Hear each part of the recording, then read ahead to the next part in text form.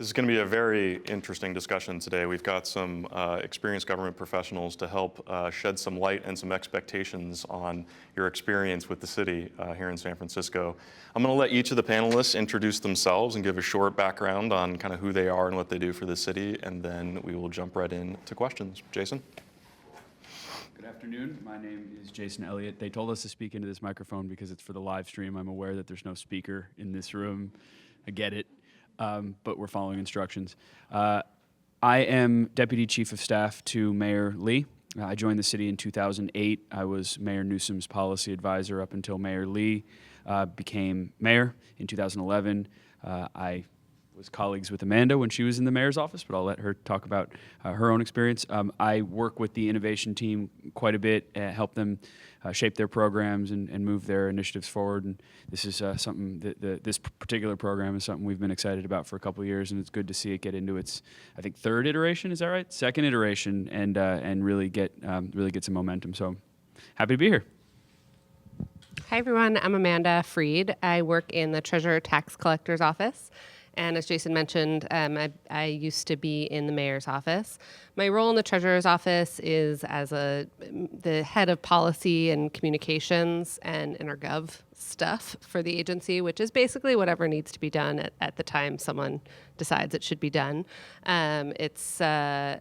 Our office does everything from financial empowerment services, like opening bank accounts for kindergartners, to collecting all of the taxes and doing short-term investing on behalf of the city. So it's a pretty large portfolio. I also worked in New York for Mayor Bloomberg.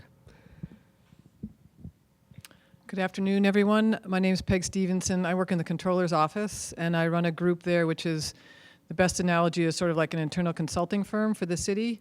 We do projects with and for all city agencies under a charter mandate to help improve public services and measure and report on them. In my office as a whole, we're the city's chief financial officer, counterparts with the treasurer tax collector. We own the city's core financial system and its core payroll and human capital management system, which is now being replaced. So those are a couple of big projects we're doing. Someday, I hope maybe some of you will come work for me. I hire a lot of bright people, analysts and project managers in my group who then, go forth and do great things with and for the city agencies and kind of grow the city's capacity generally. I count myself among the proud alumni of Peg's office.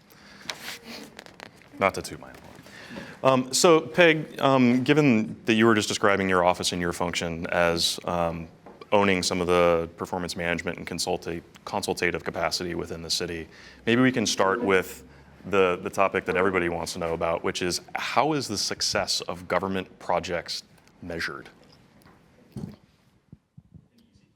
An easy question. This is one of those fields, there's probably a lot of cynicism about it, but it's gotten a whole lot better in the time that I've been working for the city. It used to be that we had many, many city agencies that didn't even have straightforward things like counts of their cases or dollars in and out. I mean, even simple input and output measures, that's not true anymore. Everybody has a reasonably good measurement of the basic inputs and outputs of their work, which is, I know this because my office has been in charge of helping design performance reporting and measures for many, many years. We're growing to the next level of sophistication to try and get to efficiency measures and outcome measures. And it's still true that you can open up the box in lots of city agencies and find that their measurement capacity is weak for whatever reason. Records are being kept by hand, or they haven't been able to replace their technology in a long time, or there's a challenging compliance environment or something like that. But I guess I do think this is one of those things where the ARC has actually gotten really, really much, much better now. I guess in general, basic government services are supposed to improve life chances for many people. So that's, the streets are supposed to be paved, the trash picked up, the hospitals are supposed to give you an appointment on time. And so I think the measures that we care the most about are the things that improve the sort of quality of life, safety net, life chances for people who depend on government services most. There's lots of other things that are important, but that I think is the kind of core success measure. And Amanda, working for one of the operational departments and having previous experience around dealing with the issue of homelessness. How do those types of measurements play into the types of services that are offered, how you go about designing programs, and your general approach to doing business? I think it really depends on what the program or the project is. So in the treasurer's office, the city passed a new gross receipts tax in 2012, and we had to bring on a whole new technology system to collect and manage our business taxes. And so I think a very clear measure of success was, did the program crash when 100,000 businesses tried to access it? No, it didn't. Great. Obviously, we had much more complex measures behind the scenes that were really important to us, but sometimes there sort of is that make it or break it moment. And I'd say certainly with an issue like homelessness that's really pervasive and in people's faces, a lot of your success is measured by how residents and visitors feel. And so it sort of, you can have a lot of success on paper. You can have a lot of people housed. You can have a lot of positive health metrics and really important indicators that some things are working. But if the residents of San Francisco don't believe that, and your boss will be, kicked out of office or whatever the case may be at that moment, then I think, success, you're striving for a different type of success. And so I think it's important to keep both in mind, because depending on the project, it's certainly, you have the real structural metrics that I think help drive long-term success, but often there's really short-term qualitative measures that often matter more. And Jason, you're at a very different layer of this kind of conversation. How does the measurement of programs and program success play into the formulation of the policies that enable them? You win every 4 years or you don't. That's your one metric of success. So we got a $9 billion budget and 30-something thousand employees across 58 departments. Is that about right? Give or take. I always have to look at Peg and make sure my numbers are right. But it's so the answer to that question is there's no one way to measure success. I'd say you all are embarking on limited scope projects, and so your metrics of success are going to be more definable. I don't know what the questions are, but what I really want to say to you guys, can I just say it right now? Okay, so. In every single case, your departments, you're brought in, and there's a problem that you're being asked to solve or something that's going to be improved. And I think the thing I would really urge as you define success for yourselves and for your groups is to first ask, why hasn't this problem been solved already? Or why hasn't this improvement already been put in place? Because then you're going to start to figure out success might not be a brand new app or a brand new department or a brand new whatever. It might just be breaking that logjam. Because, politics sucks. And there's politics at sort of the Board of Supervisors level, San Francisco Chronicle level, right? And then there's politics that we all face, inter-office politics. And a lot of times the reason that something hasn't gotten done is because of those politics, whether it's, high-level politics or just straight-up office stuff. And if you can break some of those log jams and get people to understand that there's value in the product that you're putting together or the solution that you're proposing or whatever it may be, to me, that is a success in itself, right?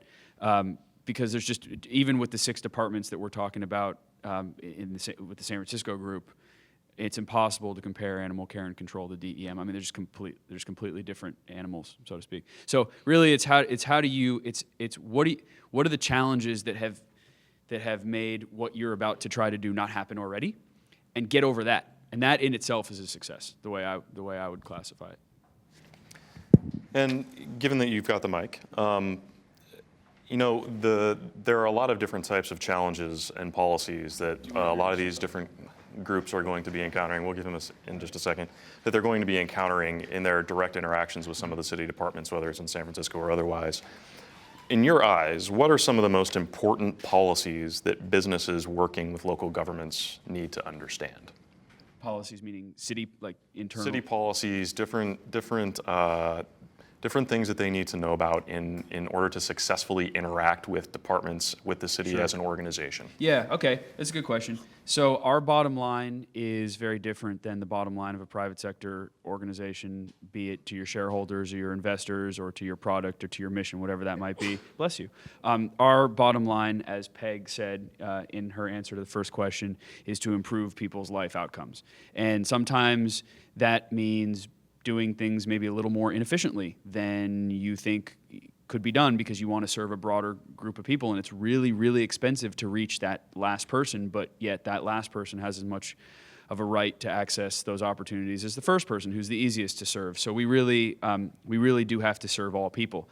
And without getting into too deep a discussion about procurement and contracting and public records laws and all that whole body of work, which I hope you guys are having some sort of 4-month-long seminar on. All of those rules exist to make sure that we're being equitable in the things that we do. Because if we're going to solicit a bid for pencils, certainly it's easiest just to walk down the street with a credit card to Office Depot and just buy pencils, metaphorically speaking. But that doesn't mean that we're necessarily getting them at the cheapest cost, or that they're being sourced responsibly, or that, in fact, Office Depot, picking on them for no reason, other than they're our vendor right now, is that maybe they're not actually supporting local jobs, and that's a priority that we want to do. So all of these sort of rules and all this stuff that feels like bureaucracy is in place so that we can make sure that we are being equitable. And sometimes it slows you down, and that's why people don't like government. And it's our job to stand up for those. Now, it's not to say that every single check and balance and every single process hurdle is appropriate. Maybe some are excessive, but that's why they're there. Is because we have to be blind to that stuff, and we have to try to be as equitable as possible. I think it's fair to say that they're there for a good reason in spirit, not always in their application. Well, sure, yeah, I think that. Yeah, that's fair. So to drill down on a couple of the points that you made earlier on, we'll just pass it down to Amanda. Procurement and hiring and those types of policies within the city can be significant constraints, especially for smaller businesses trying to interact with the city. This is a great example of a program that is helping to expedite some of that process for the folks that are around the room. How does that actually impact the way that you do business as a city department, as somebody who's trying to implement programs and policies, trying to recruit community partners to be able to deliver the services that you're doing? Yeah, I mean, I think it's a great question. It gets a bad rap. I think all these layers, procurement, all this stuff, people get really scared of it. And I think particularly people like you who, you're smart, you're energetic, you're maybe interfacing with the government for the first time, and you get a whole bunch of gobbledygook back and like a big stack of papers, and you're just like, eh. The truth is, it's a process like any other process. It's somewhat fun to untangle. Krista and I had a funny tweet exchange about this. Like, when you mastered the contracting in the city, you're like, yeah, I did it. And then the next time they slap you on the wrist and are like, you have no idea what you're doing. You're like, okay. But I think like any organization, you have to figure out the rules and learn to play in them before you can change them. And I think that's a step that a lot of people overlook. You come in and you're sort of like, well, I'm smart, I can do this, this is a stupid rule. And unless you take the time to really dig in and understand both the values behind why the process is there, but I think also really getting to know the people who've spent their lives doing this process, it's really hard to be effective. And that's what I think I see a lot in our department, is a bunch of people that at first glance, and when I started, it was my first time in an agency, not in the mayor's office or a mayor's office, I was sort of amazed at the civil service mentality of people that literally put signs up saying, I'm on a break from 10 to 10:15, and then they surf the web. Or, I'm at lunch now, with like a tape across their cubicle. And I was sort of like, oh my gosh. And then I realized these were folks that maybe hadn't always been respected in their jobs. And they were really told, yes, you can take 2 15-minute breaks and a lunch. And it didn't mean that they didn't work really hard and do a good job. And sort of taking time to get beyond my initial like, oh my gosh, is this for real?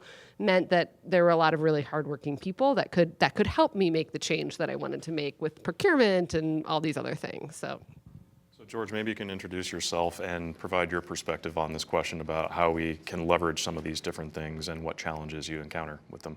Sure. So my name is George Su. I'm a pulmonologist, critical care doc. I'm a faculty at UCSF and also serve as the medical director for telehealth for our San Francisco Health Network. So yes, I can comment on this. So procurement, contracting for us is, as you might expect, a really big hurdle, and I would agree with Peg that it's something that I'm sorry, Amanda. you're Peg. I'm Peg. Okay. Well, both of you. I agree with both of you. So it's a hurdle that you kind of have to just deal with, right? And I think a good word of advice for the people that we work with is not to take it personally. There are a lot of rules that you have to go through. There's a lot of lead time that you have to anticipate.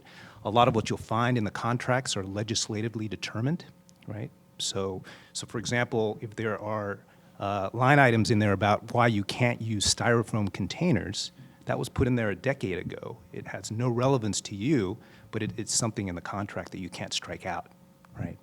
And so, you know, what we typically try to do is suggest that you do things as much as you possibly can in parallel. So there are things that you can do all at the same time. So oftentimes what happens is you'll get these processes or things to do, the paperwork that Amanda talked about, and you get them in sequence. And as much as you can, try to take care of those things all at once, if at all possible. And then at the same time, in some ways, we view this as an opportunity to address what you were talking about, is the value proposition. You know, use this time to really make sure that you understand what you're getting into, because politically, right, there are many different stakeholders that this solution that you put into place, some of these stakeholders you might not anticipate, you might not expect, because there are political connections to this solution. You really need to find out what those things are, or what those connections are. Try to address those as much as possible, and then when you do get that contract, then you can hit the ground running. You don't want to spend time kind of figuring that out once you get that contract, because it could be a year before you get that to happen. So we've talked a little bit about legislative intent, some of the departments dealing with it. Peg, your shop has actually been doing a lot of work on how to reform some of those processes and how to expedite the delivery of some of the services and procurement and things like that, and clarifying those processes. Can you talk a little bit about the work that you've done around that and how these different factors play into the work that you've done? Sure, a little bit. So we're in the midst of replacing the city's core financial system, and probably the main, the holy grail that we're after in that is to try and help the city's procurement across lots of different types of things, commodities, professional services contracts, by taking things which are sort of separate processes now and making them behave like modern commerce, be catalogs and easily renewable, and make standard work out of a lot of the events that take place in a contracting effort. That'll be going on for a couple of years, but we are all really, really hopeful that the cities will be able to take advantage of its market share power and not make departments reinvent the same wheel over and over in that way. And just to comment one more thing, I know our primary focus isn't so much here on contracts, but one thing I would ask people to remember is, you know, the important social purposes, again, of many of these things. Probably the best way to think of it is about the Equal Benefits Ordinance, which is really kind of how things got going in San Francisco. When we were really the first major actor in the country to demand that there be equal benefits for gay and lesbian partnerships that there were for heterosexual married people. That was important, and we did without a lot of things for a long time while the world caught up with San Francisco's progressive approach to it. I mean, the social purposes of a lot of these things are important, not all of them, but I think that's important to keep that in your mind when you're dealing with the, you know, why city does what it does. I mean, the social purposes matter. Thank you. So for a lot of the folks in the room, they're going to be interfacing with new types of bureaucracy and organizations and organizational norms than they're typically used to. So the next question really tries to get to the heart of that, which is, in what ways does that organizational structure of city government both hinder and foster innovation? Where are the opportunities and where are the obstacles? And Amanda, why don't we start with you? I mean, I think on the first, it's on the people side. You will work with people and interface with people that are really different than you probably do in your day-to-day. You'll meet people who are born and raised here, whose entire family have been, you know, bus drivers, plumbers, et cetera, and now are in a, you know, city desk job. And their experiences and their perspectives on San Francisco and different things are really different, at least than, you know, my social circle of folks that all went to college and graduate school and, like to go out to bistros at night. Those it's very different. And sometimes I think there are some conflicts with that and some challenges to get to know people and understand where they're coming from.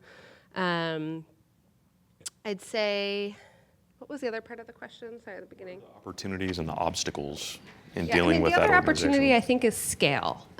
It's really, people, especially when I was working more in the social services realm, people are always trying to get me to go to nonprofits.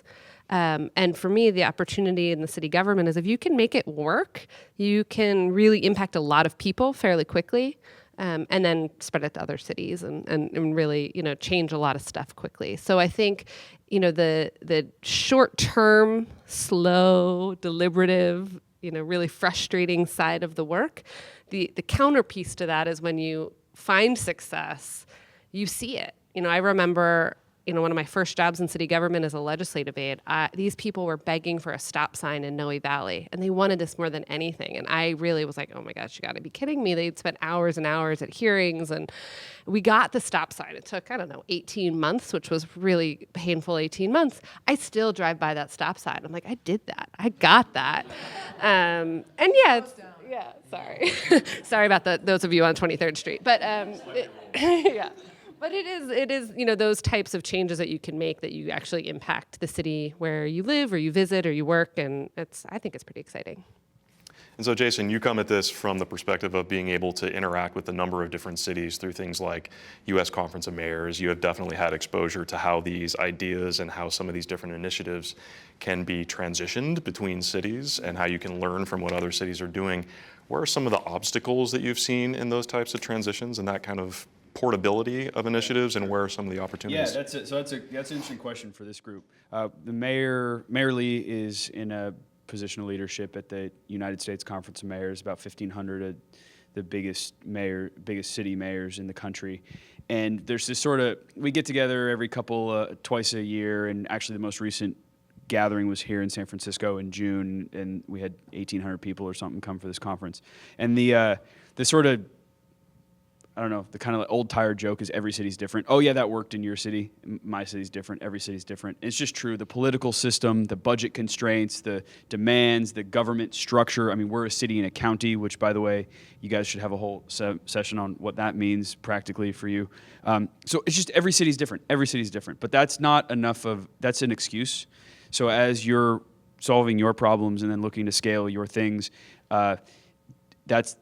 you got to seek not the lowest common denominator, but maybe the highest common denominator. I don't know if that's even a thing, but you got to seek that thing which will make you appealing to San Jose and Austin, Texas, and Miami, because the first thing they're going to look at is say, oh, San Francisco, different thing. They got money coming out their ears, and they're a city and county, and so that's not going to work for us. So that's going to be how everyone's going to look when you try to approach other cities. So it's not like once you make the widget that the widget can just plug into the government machine for any place that you go.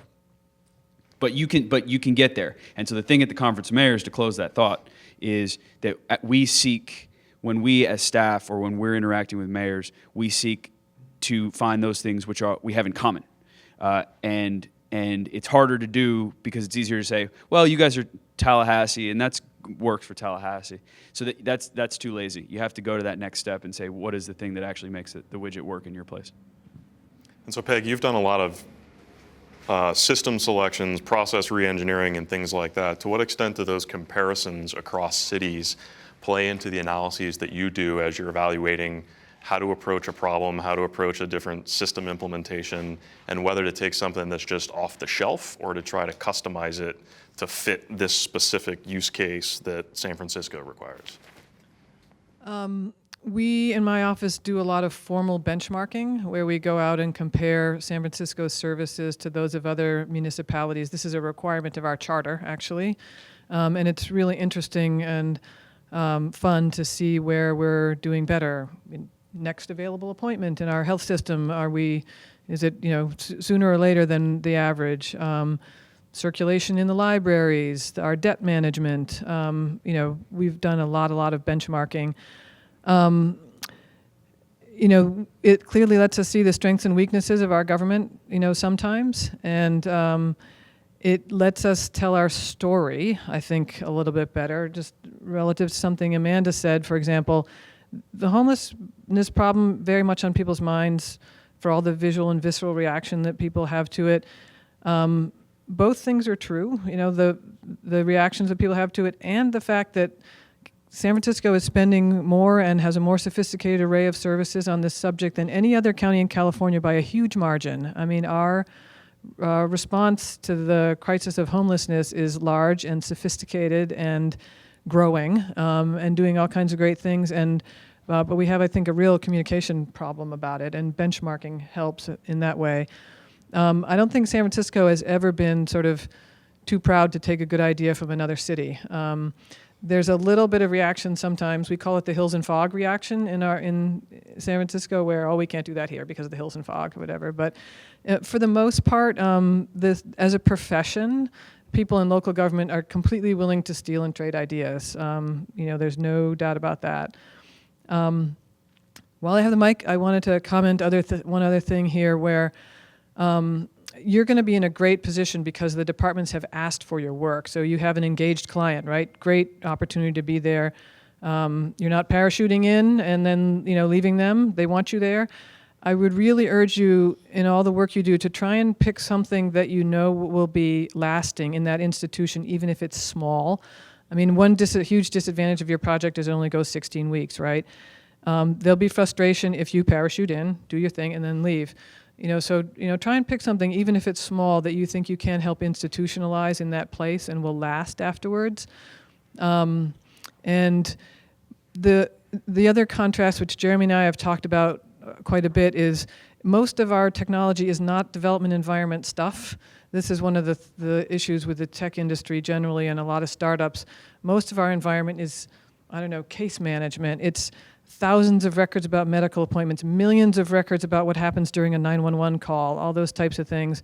And so we're looking forward, you know, to this second cohort of folk to help us figure out sort of how the intelligence of the development environment can be made to work in government. We're not quite there yet. So we're hoping for some good things in that way from you.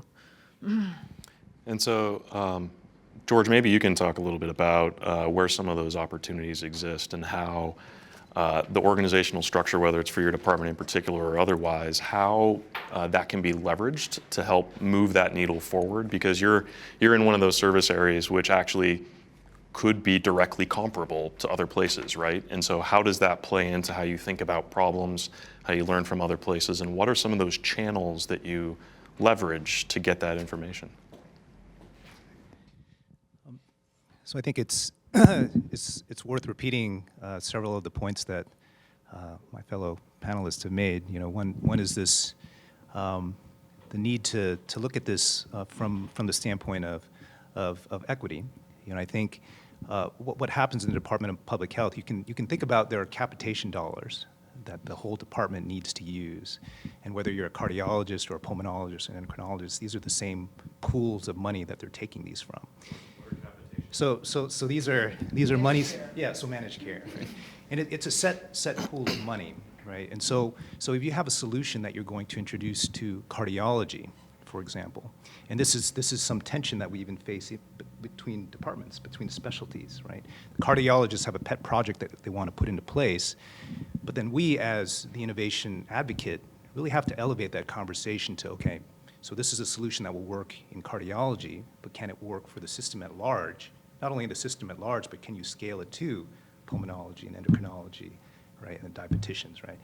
And so, you know, so even though that might be considered a barrier, right, it seems to be, to us, more of an opportunity to really hone that value proposition, right? Because once you hone that value proposition, then you can spread it to other systems. And I think that's the kind of communication platform that we usually rely upon. So our system has what's called an innovation hub. We have counterparts in San Mateo, some other places around the state. That's the level of communication that they want from us. You know, how does that help our system at large, right? What is the essence of the problem from a health delivery system standpoint? If we can communicate to that to our partners, right? You know, against it's an application that's helped cardiology, that's not as helpful.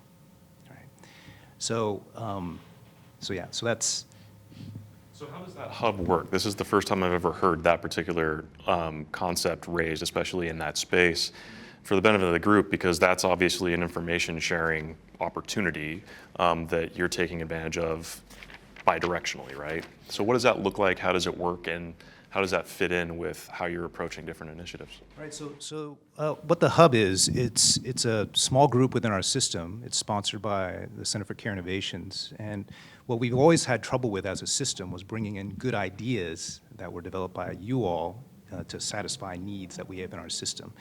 And those domains of barrier include the procurement, include the contracting, include IT, includes clinical implementation, all those different domains, and we're trying to really streamline those as much as we can, right? But at the same time, there's a vast universe of all these ideas out there, and how do we bring them into the system? And so we have a group like CCI, the Center for Care Innovations, actually provide that networking opportunity for us, and then using all these other hubs as a way to manage a larger portfolio of good ideas. We don't really have the structure, the infrastructure to manage our own innovations portfolio. We can't just play around with 5 different things at the same time because we can't handle that risk, right? So we leverage these other hubs to handle some of that risk for us. Once they show that it works over there, then we're, that threshold for us goes down quite a bit. So that's the concept around the hub. Great. So one final question for all of you. This will be the same question across the board. We've talked a lot about various equity concerns and organizational dynamics, working specifically with city, county type organizations. Now, how can we translate all of that and roll that up into how the culture of government may or may not need to change to encourage further innovation, whether it's in services or in particular outcomes? Peg, you want to start? So this question always irritates the crap out of me. And I want to have, while you are working in government, think about how the culture of innovation needs to change to serve government. Okay? Please do that, as a personal favor to me, since we're such good friends. Where, I've worked here for 18 years. I have met thousands of people who are doing a lot with a little and have been doing some shit job for a really long time, without enough resources, under incredibly adverse conditions. Do not treat them like their culture needs to change, please. It's not the same environment. Innovation is there in its own way, where people create small workarounds, to deal with whatever barrier has been put in their way. It might not look like genius to you, but they made it happen for whatever their service constituency was. So I just want to, other people can probably comment better on this than me, but I want to turn the question around. It was no accident that. Which is not to say, I'm thrilled that y'all are doing this, because it also pisses me off that so much of the technology industry is figuring out how to, find the next craft cocktail or meet somebody in a bar. I mean, you belong here at this table with us, helping people who need health and human and social services. So thank you for coming.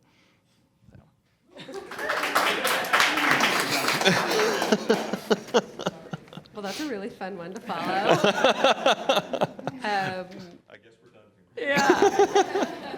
No, I would just say I think there is change happening on every level, both in government and in technology companies. My husband works for Google, and trust me, he bitches about all of the bureaucracy and the slowness and all of the stuff there. So he does have a lot nicer perks than I do. But I think it exists in all workplaces. I think some of the challenges that you'll see are probably true of other large institutions, but I definitely think there's a generational shift going on in city government. A lot of retirements, a lot of thought to succession planning or hand-wringing about succession planning, but not really taking into full account how much things are really going to change, because the core people that everyone have looked to in city government are not going to be there in 5 years. And so that's, it's both a big opportunity, but I think really terrifying for a lot of us who look up to folks that have been really running the ship for a long time. I don't Okay, then we'll finish with George. Drop the mic for you. I think I mean, I would again echo, the point about, it really is a partnership, and that's what we're trying to strive for. I think we all recognize that there's a lot of brain power, motivation, really fantastic work that's going outside of our walls, but at the same time, there's a lot of really good stuff that's happening within our walls as well. And how do you reconcile those? And I think part of the collective cultural problem is that there is distrust. I think sometimes in the institution that I work in, we oftentimes see companies come in and they will blatantly describe the pathway to revenue, right? Without appreciating the mission-driven work that's going on and what they're trying to provide a solution for. And that kind of interaction really drives some of this distrust. And so, but from our standpoint, I think what we could do a lot better with is we have a culture of making big decisions, and those decisions take a long time to make. There's a lot of stakeholders that you have to kind of get in the same room to make those decisions. And once you make that decision, it's a huge multi-million-dollar decision. And what we need to be able to do is create more of an intermediate space, and more of an intermediate space that we can actually bring something in, have some shared risk with the outside, and then see if this thing works. If it doesn't work, then we can maybe move on to something else. But we don't really have that space, and a lot of that is cultural. Great. Thank you, everyone. So I think we're going to open it up for some questions now. I'm not sure how we're going to ask the questions. Maybe if we can just get show of hands and we can have each of the panelists that the questions are directed to repeat the question into the mic for the benefit of our online audience, as extensive as it is. So, questions? Yes, over here. I thought the story about the stop sign was pretty interesting, but can you describe a little bit more why it took 18 months to get that in, just so, we get a sense of. Sure. So the question is, why did it take 18 months to get a stop sign in San Francisco? There was a lot of concern from what was then the Department of Parking and Traffic, which is now just the MTA, around having the bus that went down that street have to stop at that stop sign. So even though it was good for the folks that lived in the neighborhood, it was going to impact the performance of the bus line. And that was a real concern, and one that we had to really kind of monitor and move slowly on, because there were a very vocal cohort of about 20 neighbors, there were thousands of people that used that bus line and depended on it to get to work and their appointments and other things. And so that was actually the big reason why that took so long. It was a good reason, but it was really frustrating. And how was that resolved? Like, was it with data or like? Please At that repeat the point, question. no, there Please was, repeat the question. How was that resolved? Was it with data or something else? At that point, I want to say it was like 2003-ish. This was before Peg's group was formed and did a lot of work on data. There really wasn't much data. It was pretty sad. But really, it was a lot of discussion, a lot of public meetings, a lot of requirements to notice and get feedback, and public processes going on, and then really a lot of negotiation and relationship building and trust between the folks from the bus side of the agency and the parking and traffic, and then my office, which had a sort of a political stake in keeping those neighbors happy and making sure we all came to a solution that worked. Jason? I apologize. I have to jump in a cab and get back to City Hall, but I want to tell a story that's happening right now that'll help illustrate a point that I want to leave you with. I know you have more discussion. We're trying to build these things called navigation centers around the city. It's a homeless shelter that helps people get into housing. And Amanda will tell you that trying to locate any homeless service site anywhere in San Francisco, because we're so dense, presents you with tremendous constituency issues, and it takes months and months and months, if not years, to get through that process successfully, if you get through it successfully at all. So we are trying right now to locate one particular one in the Dogpatch neighborhood. And as I've been sitting here, two departments that are critical to build this navigation center were meeting to talk about logistical issues. And setting aside the community's pretty significant opposition to this coming out of the gate.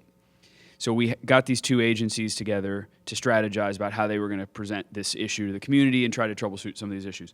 Well, the meeting ended at 3, and I am now hearing that, in fact, one of the people at one of the agencies is throwing up all kinds of barriers and roadblocks, and we didn't go through this particular agency's protocols, and that they're actually not even going to let us move forward. And so now forget about even going to the community to convince them. We can't even get our own government all marching in the same direction.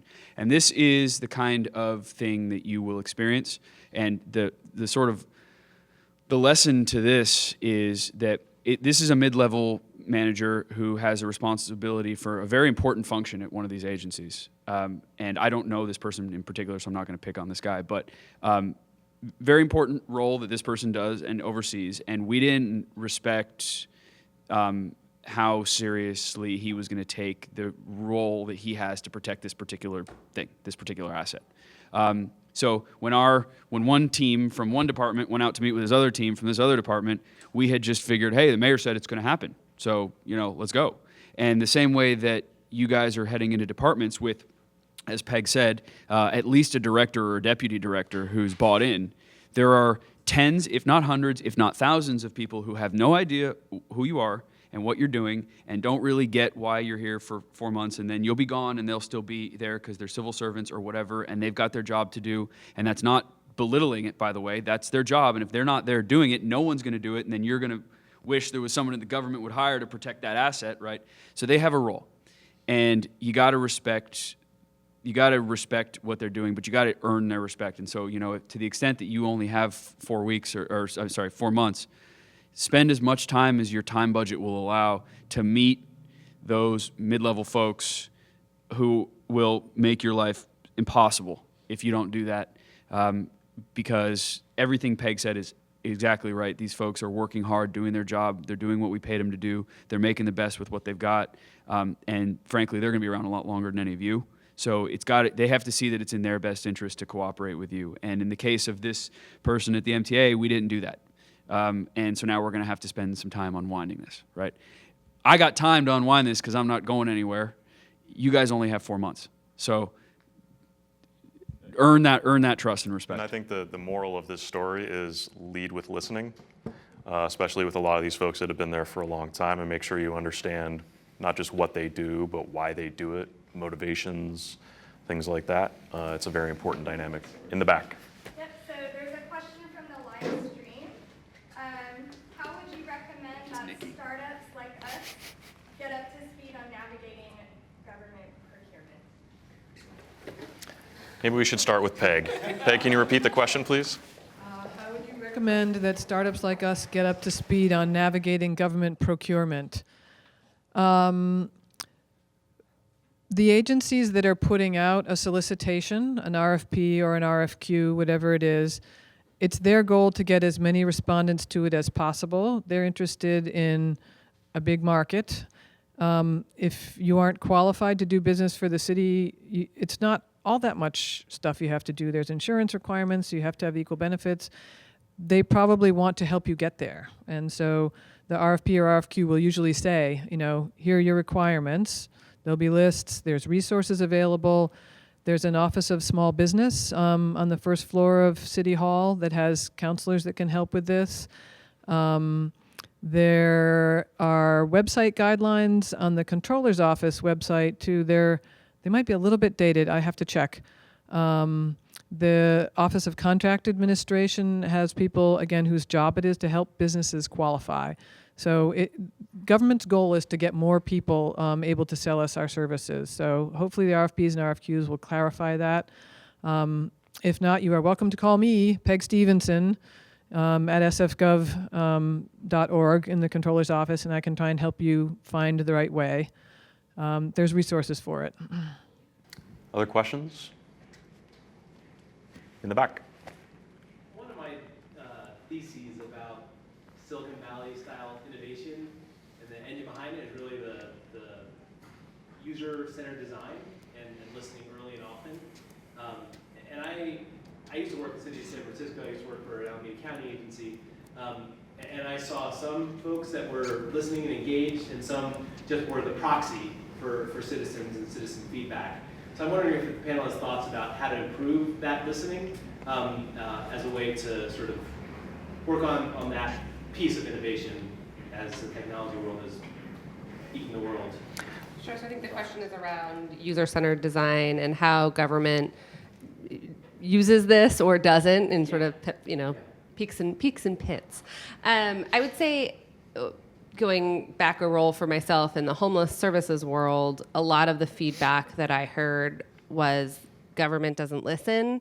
The providers, the nonprofit providers really know. And so, I took it wasn't really part of my job, but I spent several months visiting every facility that the city funded, and meeting both the providers and clients and really trying to get a better sense. I think that's really helpful, particularly in social services, to have a really good sense of the user. But I do think sometimes, it can be a little bit overly simplistic because of the scale. So sometimes it's hard. It may be the right solution for one piece of the community. It can really help to tailor, a process and make something more realistic and better. But I think there's, there are other ways to get feedback in other constituencies. I think part of the issue is who is the end user. When we, for example, do our new business tax system, is the user the taxpayer using the system, or is it our hundreds of staff people that are processing what used to be paperwork, or is it the controller's office that gets to monitor what the revenue coming in, or who is the user? And so then who do you prioritize in that?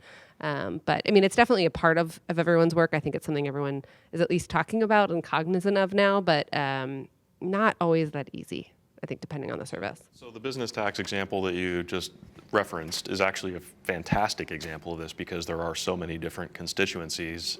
How did you approach that? Who were the users? What are the types of use cases?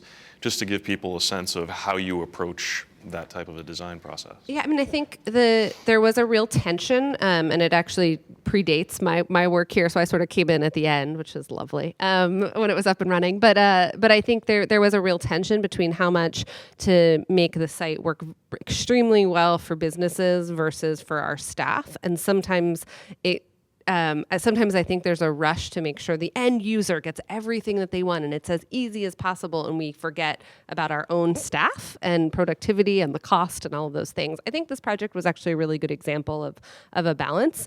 It's paying taxes. No one's going to love it. So, I don't think the goal was to make it as fast and well designed and amazing as possible so that the taxpayers would hit submit on their $10,000 bill and be like, yeah, I did it.